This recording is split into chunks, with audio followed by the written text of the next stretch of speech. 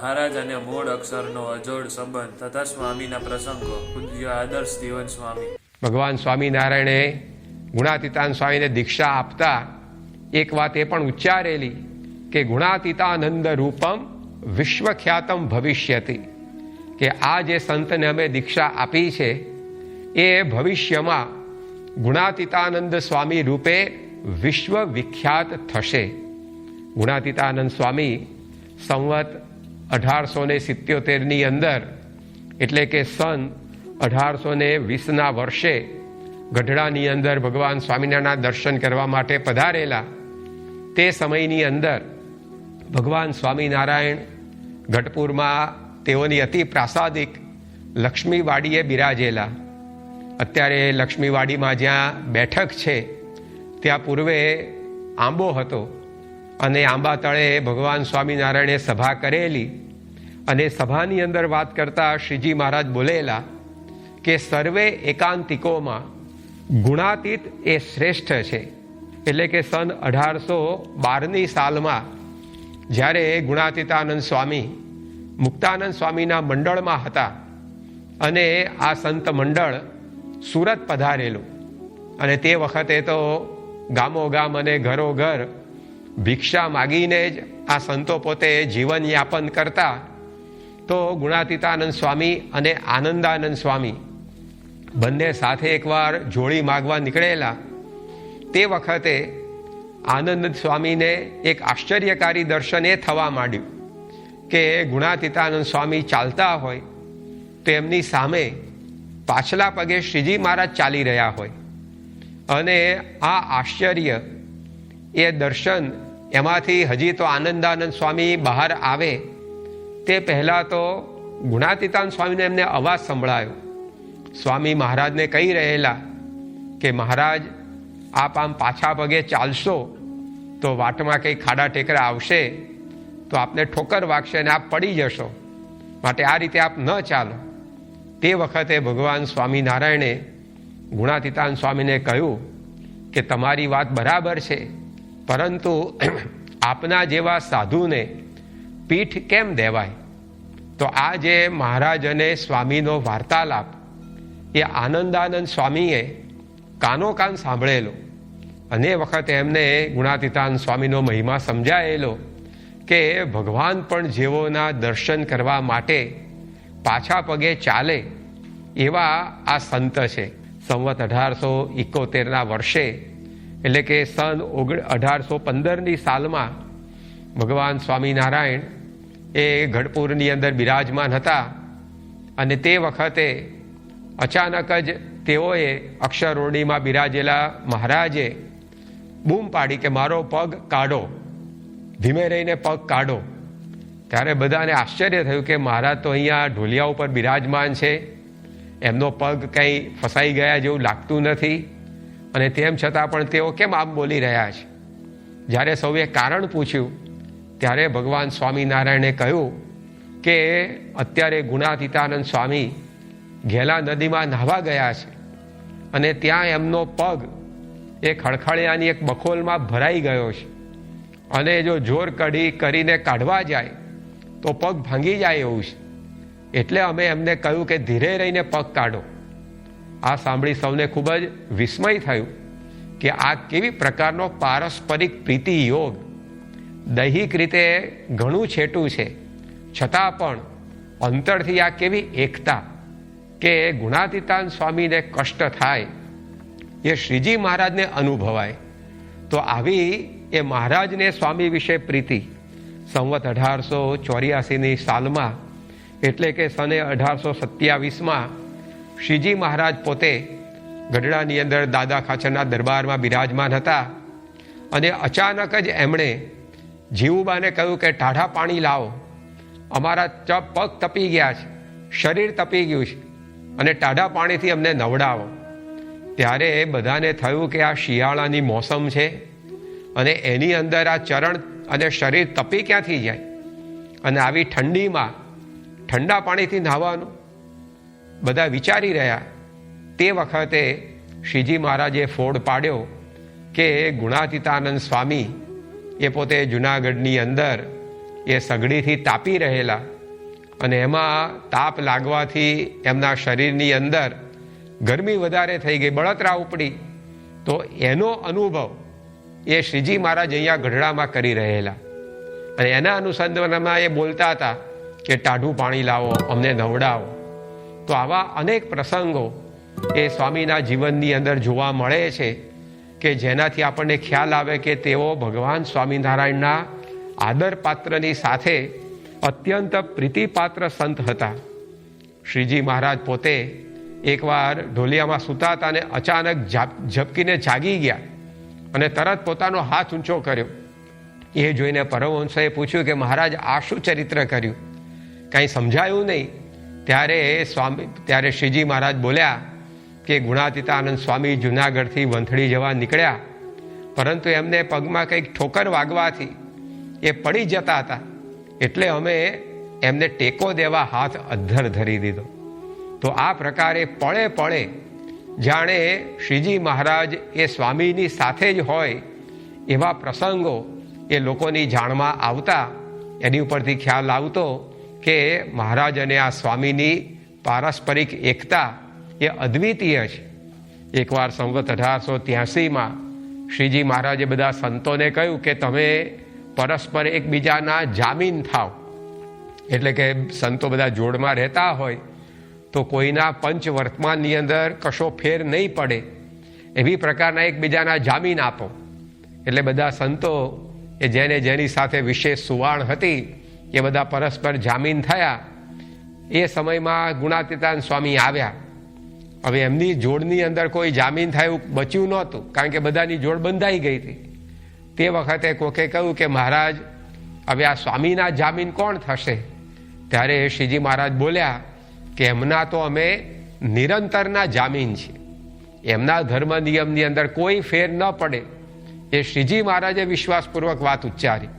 તો નિયમ ધર્મની વાત હોય, સેવાની વાત હોય, શાસ્ત્રાર્થની વાત હોય, મંદિર નિર્માણની વાત હોય, મંદિર સંચાલનની વાત હોય, કોઈ પણ ક્ષેત્રની અંદર શ્રીજી મહારાજનો એવો સંપૂર્ણ વિશ્વાસ એ ગુણાતીતાનંદ સ્વામીએ સંપાદિત કરેલો. તો એટલા માટે આ સંપ્રદાયની અંદર ગવાતું આવ્યું છે કે પેખો સંતો 500 પણ ગુણાતીત તો એક. શ્રીજી મહારાજના બધા જ પરમહંસો એ પોતે એવા સમર્થ હતા, સાધુતા સંપન્ન હતા. મહારાજે સ્વયં આ પરમહંસો માટે કહ્યું છે કે એકથી અધિક છો તમે.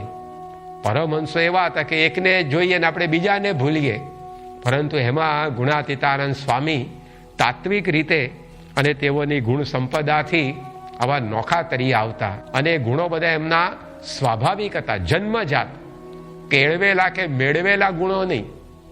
શેરડીમાં મીઠાશ ક્યારથી આવી તેનો શું જવાબ? તો એ જન્મજાત, જ્યારથી શેરડી ઉગે ત્યારથી એ મીઠાશ વાળી જ હોય. ફૂલમાં સુગંધ ક્યાંથી આવી, ક્યારથી આવી? તે ફૂલમાં સુગંધ જન્મજાત જ હોય છે, એ કોઈ પાછળથી નથી ઉમેરાતી. તેવી જ રીતે સ્વામીની અંદર પણ આ જે બધા ગુણો હતા એ સાધના સિદ્ધ નહોતા, પણ સહજ સિદ્ધ, અનાદિ સિદ્ધ ગુણોના એ ધારક હતા. અને એટલા માટે જ એમની એક આગવી છાપ એ સૌના મન ઉપર પડતી. ભગવાન સ્વામિનારાયણનો જમણો હાથ જે કહેવાતા એવા શુકાનંદ સ્વામી સુરતની અંદર ગુણાતીતાનંદ સ્વામીની વાતો સાંભળીને એવું બોલી ઉઠેલા કે જેવો સમાસ એ શ્રીજી મહારાજની વાતો સાંભળવાથી થતો એવો સમાસ આ ગુણાતીતાનંદ સ્વામીની વાતો સાંભળવાથી થાય.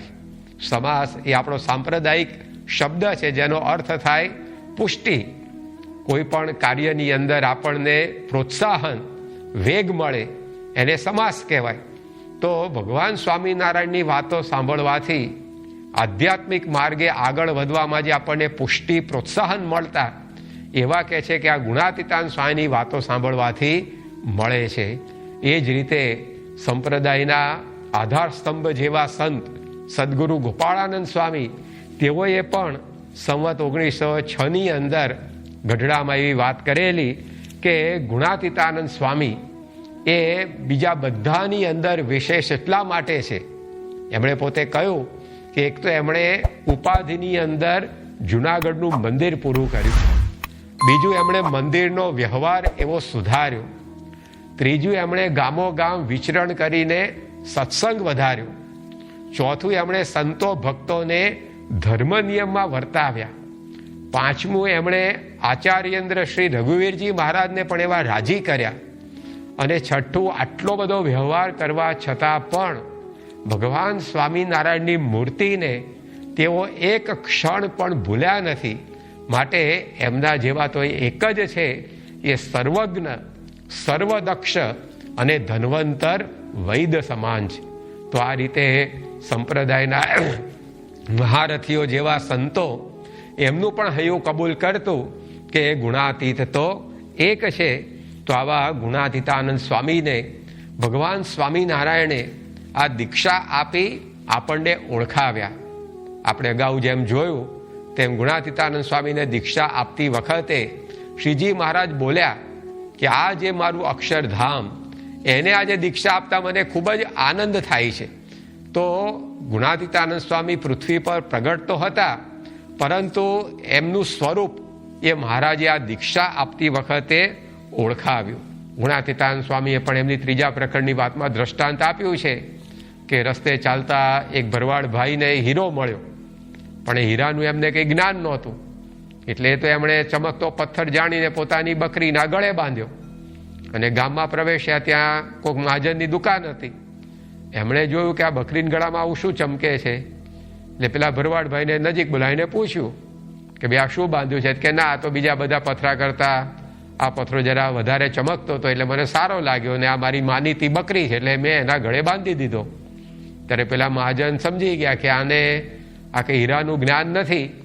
એટલે એમણે કહ્યું કે હું તને 10 રૂપિયા આપું, તું આ મને પથરો આપી દે. તો પેલા એમણે તો તરત આપી દીધો કે પથરાના જમાનામાં 10 રૂપિયા કોણ આપે. પરંતુ મહાજને પછી આને આગળ કોઈક ઝવેરીને વેચ્યો તો એમાંથી એને લાખ રૂપિયા મળ્યા.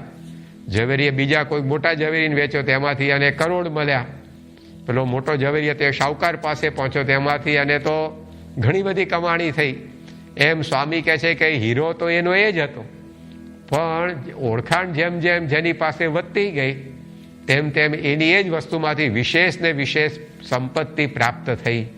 એમ ગુણાતીતાનંદ સ્વામી આ પૃથ્વી ઉપર પધાર્યા તો એમની ઓળખ એ આપણને જેટલી થાય એટલું એમાંથી આપણે વિશેષ લાભ લઈ શકીએ એમ છે, એ મહારાજ સમજાવવા માગે છે.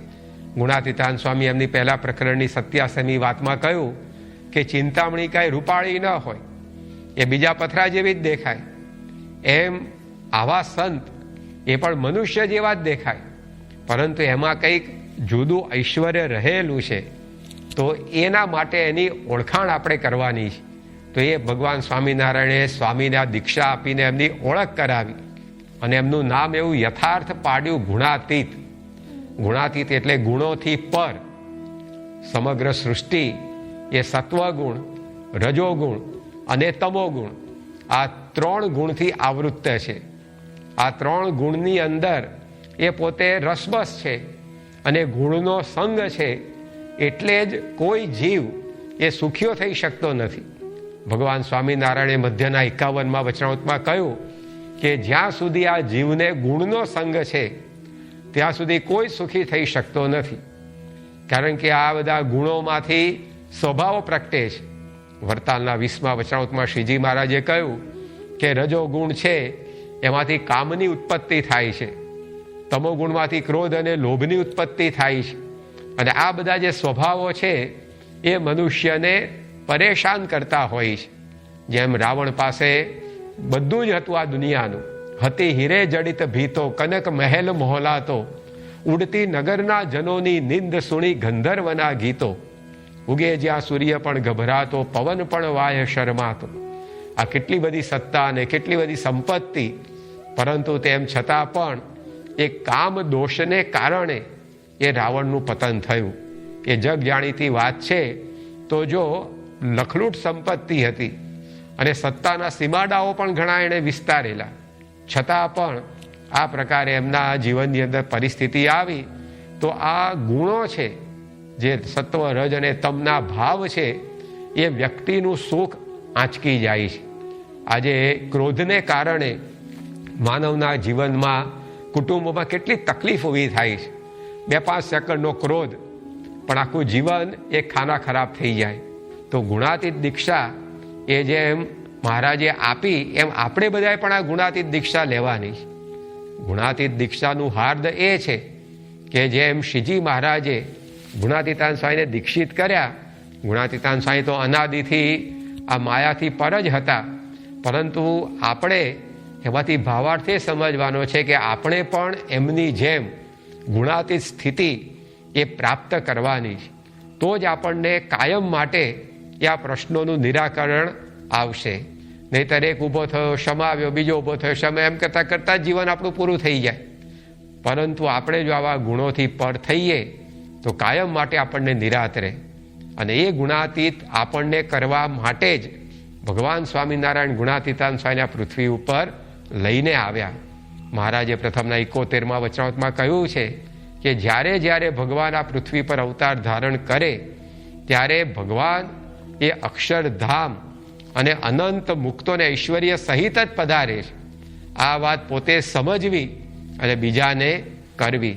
તો ભગવાન સ્વામિનારાયણ પૃથ્વી પર પધાર્યા, તેમની સાથે અક્ષર બ્રહ્મને પણ લાવ્યા એટલા માટે કે આપણે બધા એમના સંગે ગુણાતીત થઈ શકીએ. જેમ પાણીની અંદર કોઈ કાંકરી નાખે તેમાં તરંગો ઉઠે, પણ એ પાણી એ પોતે બરફના સંગે બરફ થઈ જાય, પછી એની ઉપર કોઈ કાંકરી નાખે તે કાંકરી ઉથળકીને પાછી પડે. એ બરફ ઉપર કોઈ તરંગો પેદા નથી કરી શકતી. એમ આપણું જીવન અત્યારે પાણી જેવું છે. એની અંદર અનેક પ્રકારની કાંકરીઓ પડે છે ને આપણી શાંતિ ખોરવાઈ જાય છે, દુઃખના તરંગો વિસ્તરવા માંડે છે. પરંતુ આવા ગુણાતીતના સંગે આપણે જો ગુણાતીત થઈ જઈએ તો પછી એમની જેમ આપણી પણ એ સુખ દુઃખથી પરની સ્થિતિ થઈ જાય. અખંડ ભગવાનનું સુખ એ આ જીવને પ્રાપ્ત થાય છે. ગુણાતીતાન સ્વામીના યોગમાં જે કોઈ આવ્યા એમના જીવનની અંદર આ પ્રકારની અનુભૂતિ અમને થયેલી છે. સંવત 1921ની સાલમાં ગુણાતીતાન સ્વામી જુનાગઢમાં હતા ત્યારે કામરોળના દાજીભાઈ એ ત્યાં સમાગમ કરવા માટે આવ્યા. એ તો પોતે જ્યારે આવ્યા ત્યારે સત્સંગી નહોતા, એમના કંઈક સરકારી દરબારી કામ માટે આવેલા. પણ રોકાવું ક્યાં? તો કે ચાલો જુનાગઢના મંદિરમાં. અને ગુણાતીતાન સ્વામી એમને ઉતારો આપ્યો, એમના સેવકને ઉતારો આપ્યો. એ સાથે ઘોડું લાવેલા, એના માટે પણ નીણ વગેરેની વ્યવસ્થા કરી દીધી. પછી આ દાજીભાઈ જ્યારે સ્વામી સભામંડપમાં કથા કરતા ત્યારે ત્યાં આગળ આવ્યા. તે વખતે સ્વામી એમને પૂછ્યું કે તમે કોઈ ગુરુ કર્યા છે? ત્યારે દાજીભાઈએ કહ્યું કે સ્વામી ગુરુ કર્યા નથી, હું ગુરુ ગોતું જ છું. કે પણ શું કરું કે હું જેને ગુરુ કરવા જાઉં એ જ મારી પાસે દારૂના 2 શીશા અને 2 બકરા માગે છે. ત્યારે મને થાય છે કે ભાઈ આ તો હું પણ કરું છું, તો પછી એમાં ને મારામાં ફેર શું? એટલે કોઈ એવા ગુરુ મેં હજી સુધી કર્યા નથી. ત્યારે ગુણાતીતાન સ્વામી એમને કહ્યું કે જો આ છે ને આમાંનું કશું માગે એવા નથી, માટે તમે હવે નિયમ ધરાવી અને સત્સંગી બનો. ત્યારે દાજીભાઈએ પૂછ્યું કે મારે સત્સંગી થઈને કરવાનું શું? કે તમારે 5 વર્તમાન પાળવાના: દારૂ ન પીવો, માંસ ન ખાવું, ચોરી ન કરવી, વ્યભિચાર ન કરવો, વટલવું વટલાવવું નહીં. ત્યારે દાજીભાઈએ કહ્યું કે સ્વામી આપના વચને હું દારૂ તો મૂકી દઈશ અને માંસાહાર પણ બંધ કરી દઈશ, અને વળી આ રીતે ચોરી તો હું કરતો જ નથી, અને આ ભક્ષ્ય ખાવું પીવું વટલવું વટલાવું નહીં એ પણ મારાથી પડશે. પરંતુ મેં યુવાન અવસ્થામાં ચકલાની જીભો કાપીને ખાધી છે અને ત્રાંબાની ભસ્મ ખાધી છે, એટલે આ નિષ્કામ ધર્મ મારાથી નહીં પડે. ત્યારે ગુણાતીતાન સ્વામી એમનું આવું નિષ્કપટપણું જોઈને ખૂબ પ્રસન્ન થયા અને સ્વામીએ એમને વર્તમાન ધરાવી સત્સંગી કર્યા, પૂજા આપીને પછી કહ્યું કે અમારી સામે જોતા જોતા તમે 5 માળા ફેરવો. અને દાજીભાઈએ 5 માળા સ્વામી સામે જોતા જોતા ફેરવી. એટલામાં તો સ્વામીએ એમના અંતરમાંથી આંખમાંથી કામ ખેંચી લીધો અને એ જ ઘડીથી આ દરબારને અંતરની અંદર અત્યંત શાંતિ થઈ ગઈ અને જીવન પર્યંત કોઈ વિષય ભોગના સંકલ્પ થયા નહીં. એ પોતે 5 શેર દૂધ કઢીને એમાં શેર સાકર નાખીને પીતા અને 2 શેર લોટની પૂરી એ પોતે નાસ્તામાં કરતા.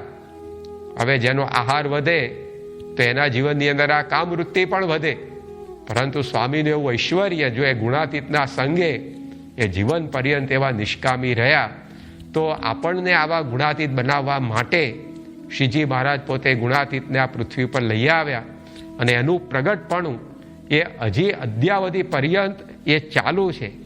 એવા ગુણાતીત સંત એ હંમેશા પૃથ્વી ઉપર બિરાજમાન રહે છે. સંવત 1918ની સાલમાં સ્વામી પોતે જુનાગઢમાં હતા અને સભા મંડપની અંદર તેઓ પધાર્યા, મંદિરમાં નિરીક્ષણ બધું કરીને. એટલે બધા સંતો હરિભક્તો ત્યાં ભેગા થઈ ગયા સ્વામીની વાતો સાંભળવા. તે વખતે માધવચરણ દાસ કરીને એક સંત હતા, એ થોડે દૂર બેસીને શિક્ષાપત્રીનો પાઠ કરતા હતા.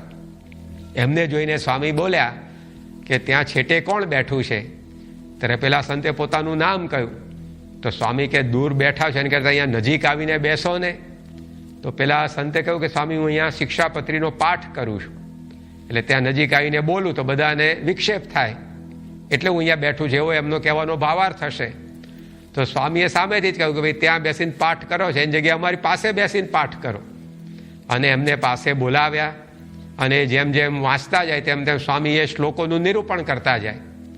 આવી સ્વામીની દયા જોઈને એ સંતે ગુણાતીતાન સ્વામીને કહ્યું કે સ્વામી, અત્યારે તો આપ અમને આપની પાસે બેસાડો છો, આ રીતે પ્રસાદ જમાડો છો, વાતો સંભળાવો છો અને ખૂબ સુખ આપો છો, પરંતુ અમારા કમ નસીબે અમારા પહેલાં આપ અંતર્ધાન થઈ જાઓ તો પછી અમારું શું થાય? આ સાંભળીને ગુણાતીતાન સ્વામી બોલ્યા કે તમે આ સાધુને સામાન્ય માણસ જેવા સમજો છો. અમે અને મહારાજ આ સત્સંગમાંથી ક્યારેય જઈએ એમ નથી. હા, અત્યારે અમે જેવા દેખાઈએ છીએ એવા નહીં દેખાઈએ, પણ આ સત્સંગની ખબર અમે કાયમ માટે રાખ્યા કરશું. તો સ્વામીએ પોતે આજે વાત કરી એ ત્રિકાલા બાધિત છે અને આજે પણ એવા ગુણાતીત સંતનું પ્રગટપણું એ અહીંયા ચાલુ છે. સ્વામી પછી ભગતજી મહારાજ, શાસ્ત્રીજી મહારાજ, યોગીજી મહારાજ, પ્રમુખ સ્વામી મહારાજ અને વર્તમાન કાળે મહંત સ્વામી મહારાજમાં એવી જ ગુણાતીત સ્થિતિનું દર્શન એ લાખો લોકોને થઈ રહ્યું છે. તો એવા ગુણાતીતના સંગે આપણે પણ ગુણાતીત થઈએ એ સાચો ગુણાતીત દીક્ષા મહોત્સવ છે.